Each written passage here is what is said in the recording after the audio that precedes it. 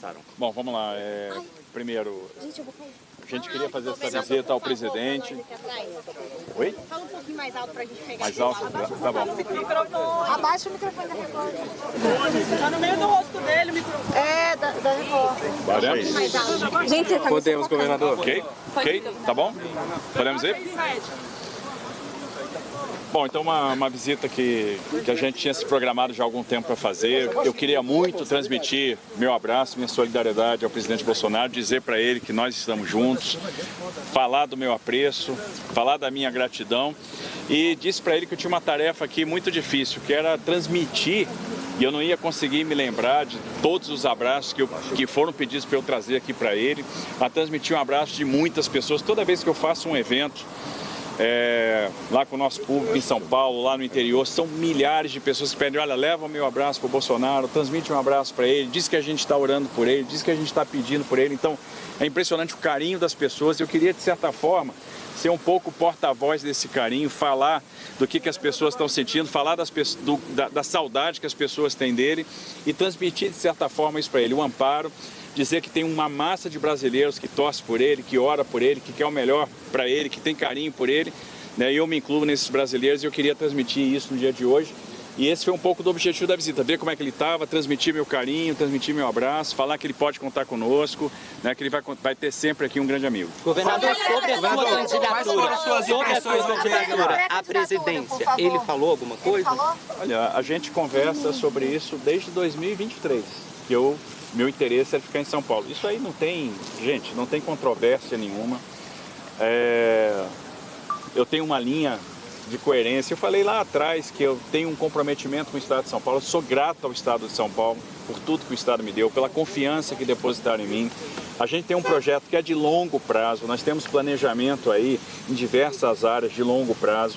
Eu quero ver esses projetos se materializando. Tem coisas que a gente mesmo, eventualmente, tendo um segundo mandato, a gente não vai entregar, mas a gente está planejando. Então, planejamento de Estado.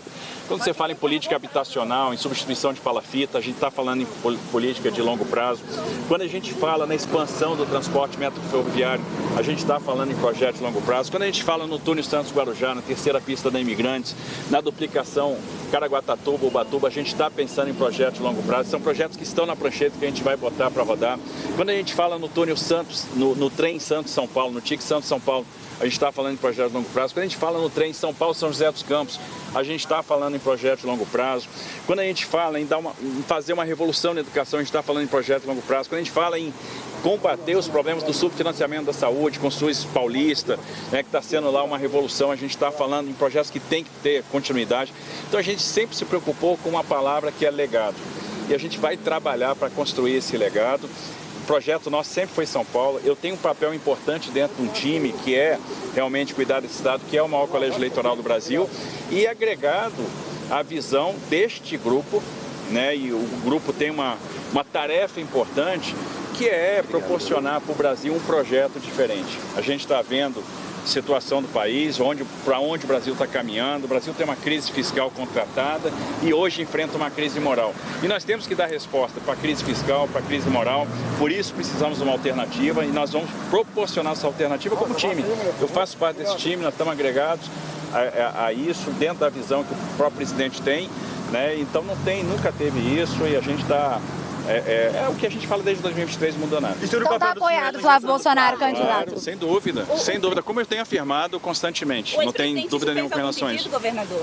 Não, assim, como eu falei, a gente conversou com amigos, a gente vai estar empenhado neste projeto, vamos entrar né, muito fortes, muito unidos, agregando mais pessoas, agregando mais gente e falando de perspectiva, falando de projeto para o país, falando de pontos que são importantes para a gente resolver a questão fiscal e, aliás, mexendo algumas alavancas, a gente vai ver o fluxo de capital aumentando, a gente vai ver a moeda apreciando, a gente vai ver a inflação baixando, a gente vai ter espaço para reduzir taxa de juros, né?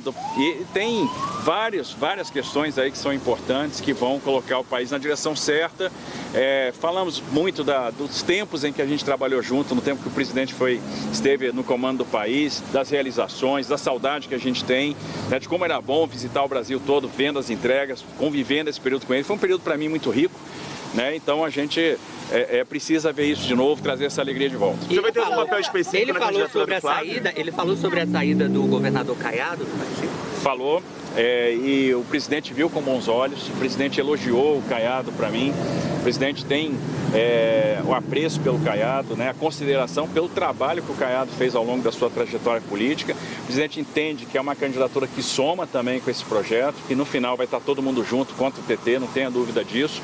Então ele viu com muito bons olhos e o presidente então vê com esperança também e viu um movimento acertado aí e ficou satisfeito. Mas sobre os três, ele falou alguma coisa especificamente sobre Eduardo Leite, Ratinho Júnior e Caiado? Ele demonstrou alguma preferência?